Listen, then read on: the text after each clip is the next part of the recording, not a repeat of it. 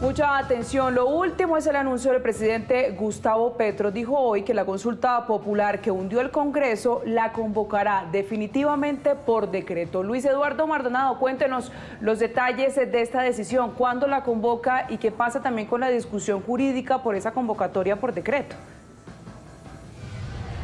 Mire, la decisión la acaba de tomar el presidente Gustavo Petro. Citó a una reunión de asesoría a exintegrantes de la Corte Constitucional, a exfiscales, a un grupo jurídico muy grande para que escucharan los planteamientos que tiene el presidente frente a la posibilidad de decretar la consulta popular. Pues este grupo jurídico le ha dicho al presidente que sí lo ven viable, y anuncia entonces el mandatario que va a decretar antes del jueves de la próxima semana la consulta popular. Va por decreto e incluirá 12 preguntas, las 12 preguntas que el Congreso de la República le negó, que hundió esa consulta con 49 votos en contra y 47 votos a favor. Eduardo Montealegre, exfiscal general de la Nación, es uno del equipo jurídico que el Gobierno Nacional consultó y fue el vocero para entregar esta noticia.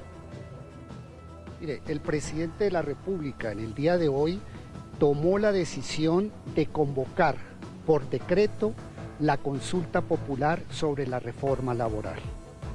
La Presidencia de la República, después de un estudio muy serio, encontró que en ese trámite del Congreso, en la decisión del Senado, se incurrió en varios vicios de inconstitucionalidad, vicios que son insubsanables y que hacen inexistente la decisión del Congreso de la República. En ese caso, por los vicios de inconstitucionalidad, como la decisión del Congreso jurídicamente es inexistente, el presidente puede convocar vía decreto la consulta, y eso hará antes del 11 de junio.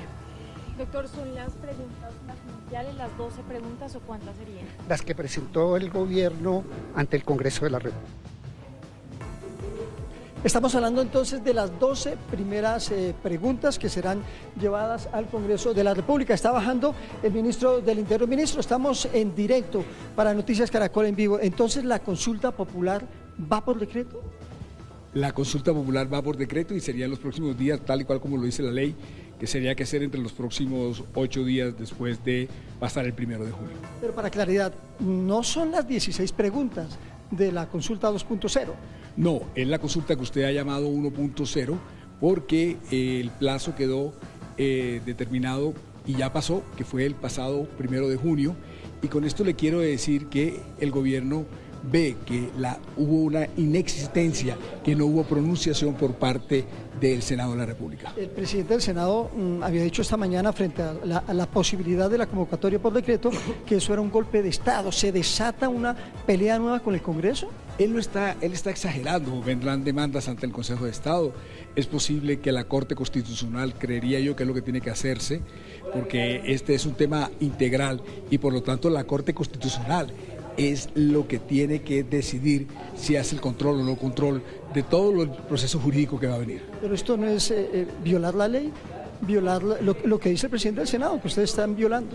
El que violó la ley fue el presidente del Senado, cuando había más congresistas que votos, cuando no leyeron lo que tenían que leer, cuando cerró la votación intempestivamente, cuando no dejó que las apelaciones se hicieran, cuando se cambió el voto. Él fue el que violó la ley haciendo estos 6 vicios. Ministro, ¿cuándo entonces? Ya dicen que el 11 sale el decreto. ¿Para cuándo se convocan las elecciones?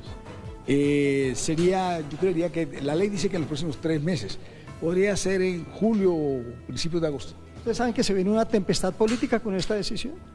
Yo la veo más como una tempestad jurídica, porque le repito, va a haber gente que va a tratar de demandar ante el Consejo de Estado, y va a haber gente que creerá que el control lo tiene la Corte Constitucional, porque la ley y la Constitución dice que cuando hay vicios constitucionales como fueron los que hubo, y cuando realmente es sobre una consulta popular, es la Corte Constitucional la que tiene que tener el control. Y la última, ministro, ¿qué va a pasar con la consulta 2.2, la de 16 preguntas que incluye 4 de salud? ¿Se retira porque no tendría sentido? No, señor, sigue andando. Lo que le estoy diciendo es que nosotros vamos a jugar al plan A, B, C, D y E con tal de restaurar los derechos de la clase obrera. En eso está el gobierno. ¿Se blindaron ustedes con los asesores jurídicos que vinieron, exfiscales, exmagistrados de la Corte? Claro, para quitarle un poco el clima político que el presidente del Senado ha querido venderle al país, buscamos los mejores y excelsos constitucionalistas. También está Luis Ernesto Vargas, que es el embajador de Colombia ante la OEA, y ellos dieron, por así decirlo, el dictamen o el estudio serio de que es viable todo lo que le estoy diciendo. Muy bien, es el ministro del Interior, luego de la reunión que ha tenido con un grupo de juristas que le han dicho al gobierno que ven viable la convocatoria a elecciones para que adelante la consulta popular. El decreto entonces, para recordar, estaría saliendo a más tardar el jueves de la próxima semana y de ahí para allá pues hay 3 meses para convocar la consulta popular.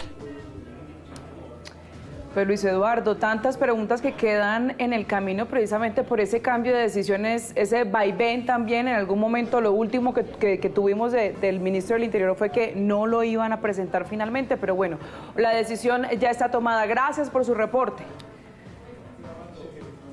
Bueno, pendientes acá de nuevos anuncios y se espera que hable también el presidente Gustavo Petro. Quiero también saludar a Gabriel Cifuentes, analista político, porque vamos a hablar sobre este mismo tema, pero desde el punto de vista político. Gabriel, buenas tardes. Pero antes de hablar del exministro Bonilla y su proceso a puertas de la imputación de cargos, hay que hablar también de ese otro tema, la noticia de última hora, y es la decisión del presidente Gustavo Petro de, en definitiva, darle vía libre a la consulta popular por decreto. Alejandra, yo lo pongo en términos muy sencillos. Antes aprovecho para saludarla a usted y a toda la audiencia. Lo que anunció el ministro del Interior por la asesoría de grandes juristas no se puede entender políticamente de otra forma, sino como una estocada a la Constitución, un desafío a la democracia y un irrespeto a la separación de poderes. El gobierno nacional está en todo su derecho de considerar que el trámite tuvo vicios, pero quien debe definir si efectivamente hubo vicios o no en el trámite de la votación de la consulta es un juez. El gobierno no puede actuar como juez y como ejecutivo. Las decisiones frente a la legalidad, frente a la existencia de vicios, únicamente la puede tomar un juez. El gobierno nacional no se puede abrogar esa competencia suponiendo que hubo vicios y con base en eso iniciar un proceso de consulta a través de decretos. Esto, María Alejandra, no es, si uno lo entiende políticamente, es casi como si el gobierno quisiera que el Consejo de Estado de la Corte Constitucional le tumbara nuevamente la consulta para ahí sí consolidar su discurso del bloqueo institucional y quién sabe en qué situación terminar en los próximos meses, que son meses de campaña. Yo lo que veo acá es un exabrupto jurídico, pero sobre todo un desafío político a la separación de poderes y a la Constitución misma.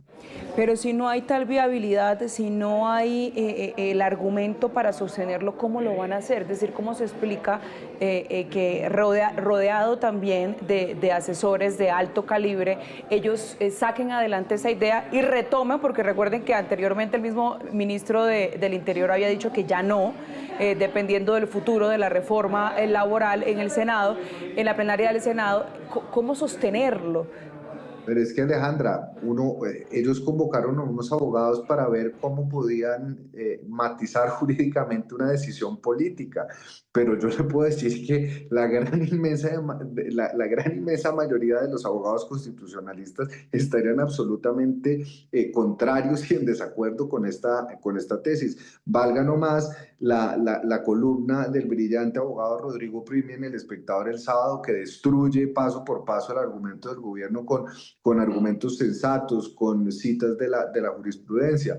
Pues si usted va donde un abogado y le dice, vea, yo quiero hacer esto, ¿cómo lo puedo justificar jurídicamente? Pues muy probablemente el abogado le va a decir cómo le va a dar el ropaje jurídico para justificarlo. Pero además, ¿quiénes son los abogados? Los abogados son el actual embajador en la OEA, es decir, un funcionario del gobierno, y el expresidente de la Corte Constitucional, Eduardo Montealegre, que tiene una relación contractual con el gobierno. Es decir, no se está haciendo una consulta abierta a juristas independientes, se está consultando a los propios abogados del gobierno para justificar jurídicamente una decisión política, pero que a todas luces adolece de fundamento y que además de ser cuestionable desde un punto de vista jurídico, nos pone en una situación política muy riesgosa, y significa el divorcio ya completo, por si no estaba claro desde antes, la ruptura entre el Congreso y el Ejecutivo, y muy probablemente nos va a llevar también a la ruptura inminente entre el Ejecutivo y las Cortes,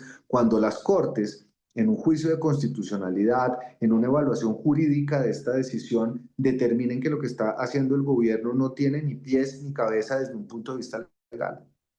Una pelea jurídica que le va a hacer mucho daño al país.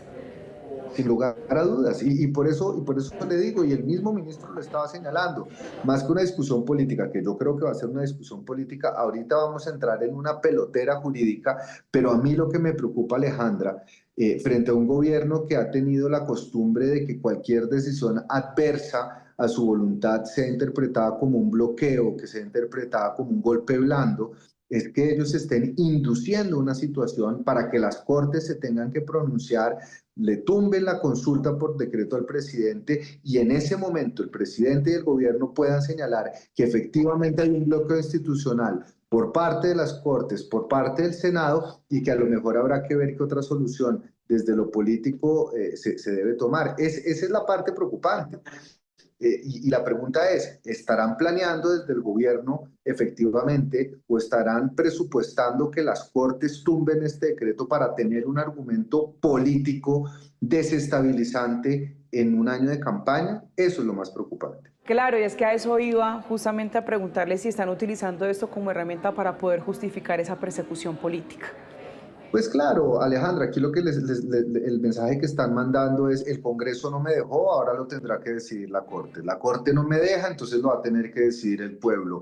¿Cómo? A través de la calle, de una Asamblea Nacional Constituyente, de los cabildos abiertos. Es que esto no es un hecho aislado, Alejandra. Esto que estamos viendo del ministro del Interior y la decisión del gobierno parece estar siguiendo un libreto en donde van cuajando todas las piezas para permitirle al gobierno tener esa narrativa de que no le están dejando hacer las cosas, que las crisis son culpa de las instituciones, que hay que reformarlas, que hay que convocar a las calles, que las instituciones como están planteadas no le sirven a la reforma ni al pueblo. Y ese es un argumento muy peligroso porque no sabemos dónde va a terminar.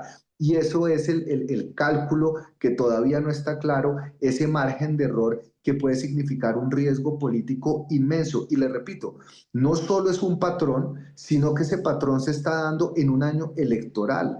Y eso puede abrir una puerta muy peligrosa para la democracia en nuestro país. Bueno, vamos a cambiar de tema porque tenemos que hablar antes de despedirnos, ya nos queda muy poco tiempo, sobre el caso del exministro de Hacienda, Ricardo Bonilla. El análisis que hace usted, Gabriel, a propósito del momento en el que se encuentra el proceso legal en su contra y su vinculación con el caso de la Unidad Nacional de Gestión del Riesgo, el caso de corrupción. Bueno, como lo hemos mencionado en diferentes oportunidades acá con usted, Alejandra, yo creo que el presupuesto básico es: hay que respetar el principio de presunción de inocencia. Es decir, lo que está pasando es un llamamiento a imputación. Lo que pasa es que ya imputar cargos a un ministro de Hacienda es un hecho muy delicado, y para que la Fiscalía tome esta decisión quiere decir que tiene elementos de juicio suficientes para considerar que tiene un caso sólido en el cual se podría llegar a demostrar la responsabilidad penal, es decir, la participación del ministro de Hacienda en un entramado de corrupción que no se veía hacía mucho tiempo. Y esto además se suma, Alejandra, a que no es el único funcionario, pero es la primera vez que yo tenga memoria que imputan a un ministro de Hacienda, es decir, una de las personas más cercanas al presidente, una de las figuras más poderosas en el gabinete, por delitos tan graves, que además se suma a la imputación de cargos a la mano derecha del presidente Carlos Ramón González, a Sandra Ortiz, que habría tramitado otra serie de favores políticos, al director de la Unidad de Gestión de Riesgo. Es decir, acá, al margen de lo que la justicia logre probar, al margen de lo que procesalmente se logra avanzar, lo que sí estamos viendo los colombianos es que se va cerrando ese cerco y se va comprobando efectivamente que aquí hubo un entramado de corrupción del más alto nivel donde se vieron involucradas personas muy cercanas al presidente y que habrían participado de hechos de corrupción que tienen pocos antecedentes en las últimas décadas, y esto es delicadísimo, porque fíjese usted además la contradicción hablando del otro punto, Alejandra, es el gobierno está calificando de tramposas a los congresistas, está calificando de tramposo al Congreso, no demorarán en calificar de tramposas a las Cortes como ya lo ha hecho en el pasado, pero lo único cierto que se tiene ahorita es que los únicos que actuaron con trampa, según lo que dicen las investigaciones de la justicia, son los propios miembros del gobierno nacional. Y teniendo en cuenta eso, hablemos sobre las consecuencias justamente para el gobierno nacional.